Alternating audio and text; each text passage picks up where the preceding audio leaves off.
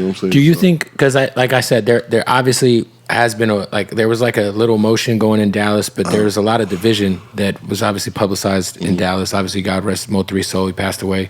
But there always felt like anytime there was some shit popping in Dallas, I would just see like people beefing with each other. There's a lot of negativity coming out. And I feel like that's not the same energy that's happening right now.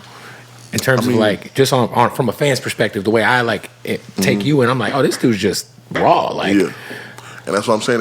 That's why I was like, Texas. I feel like it's they're trying to unite, because since I've been rapping, like, yeah, you got your people saying whatever, but as far as like you're gonna have your haters. Yeah, you're gonna have those. But as far as the rappers, who everybody is for it. You know what I'm saying? Because they see somebody who got their head down, who just trying to take care of his people. Yeah. And so it kind of make them like, okay, well, if he doing it, he ain't doing nothing but keeping his head down, doing what everybody, they like the music, but all the other stuff, you ain't got to do that. For what? What is that doing? Yeah. Other than taking people's lives, and you know what I'm saying?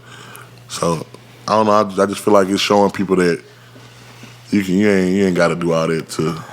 How big of an impact, just from like a kid coming up in Texas doing hip hop, was someone like Mo3 on you? Like, because he obviously, I feel like, was unfortunately more appreciated after his passing. No, for sure. I mean, if we're being honest, he had like songs in the city that just was obviously viral, so everybody knew him. But I didn't really listen to 3 until after he passed. When he passed, I listened to his whole album to this day. Wow. Like, so, but I'm not gonna say that I just was. I was a 3 fan. Yeah. No, I wasn't until when he passed. Yeah, and that's when I just really started making music anyway. So you're like, damn, like this dude really was doing a lot of the melodic shit. He like, was hard at a high level. He was definitely something different, and if it wasn't before me, it was gonna be him for sure. Mm-hmm. For sure. 100%, man. I agree. Sure. You're obviously a Cowboys fan, right? No. No. Okay, this is interesting. Who's your team? I want to say I was a Texans fan. Whoa, Texans. Yeah, man. Jesus Christ, you getting rubbing tongues with Deshaun Watson or what? What's going on? And that's the whole reason. When I was Jadeveon Clowney first. Fucking beast. Beast. You meant to say bust. He was bust, a bust, but he was a beast in college. He was. And then obviously you had J.J. Watt. Everyone thought you had J.J. Watt, Clowney, it's over, but it wasn't over. We had Clowney. We had the Badger. We had the defense was stacked at one point in time, bro. Yeah, Honey Badger was on the team. Yeah. Oh. So you're from Dallas and you're a Texans fan? What is going on there? I don't think I like football no more. I don't think I have a But team how does no that more. happen? It was the players. Like I used to be a Cowboys fan. Like I used to watch my dad throw the controller at the TV. A lot of that game happening. after game. Did you decide I don't want to live this stressful life of losing? I did. I watched my dad damn near fall to his knees one game, and I said, "Oh no, I can never be like that." And so I ended up falling in love with J.J. Watt, Davian Clowney, people like that, and it just kind of drew me to. It started off with J.J. though, and that kind of drew me to the team, and then I just was a Texas fan after that. Did your dad look at you like? Yeah. I think he hates me for it to I was gonna say, I can imagine. Well, I'm a Suns fan, and one of my younger sons is pretty much growing up in L.A., so he's a Laker fan, and I hate him for it. I'm like, fuck if he was here, he'd probably say, "You ain't no damn Texas fan." But when the Suns are in the finals, he wants to put on a fucking Suns jersey. That's crazy. For a little 9-year-old ass. Yeah, I'm pretty sure if the Texans ever go to the Super Bowl, he don't want to be there. But if the Dallas Cowboys ever go to the Super Bowl,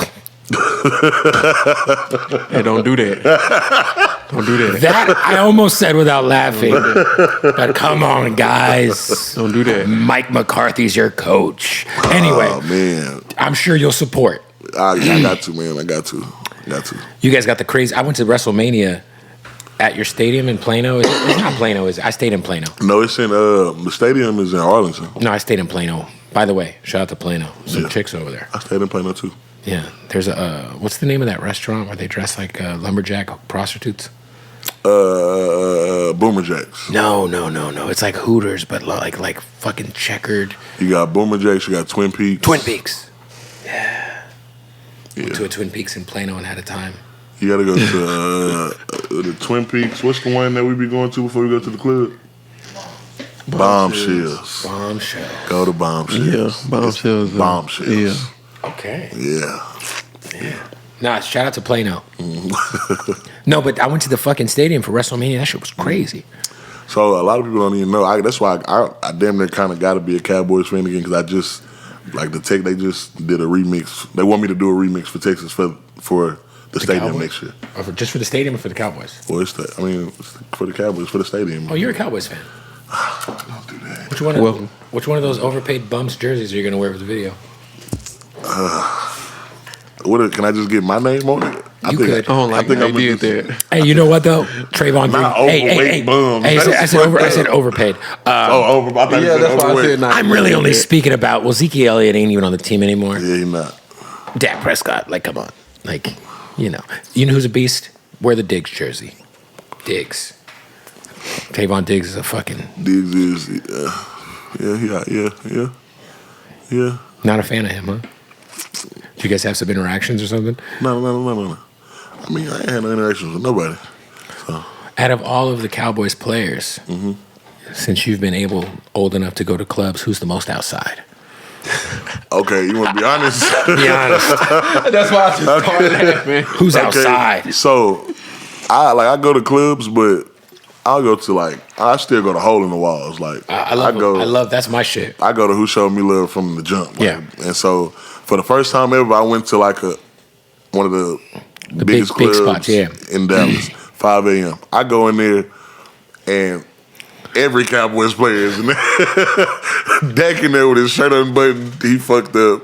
It was just everybody was in there. So I can't even just say one of them because they was. You should have brought your dad with you, so he could have went over to Dak and said, "Get the fuck home and study, motherfucker." I told him, I said, so we could win a fucking playoff game.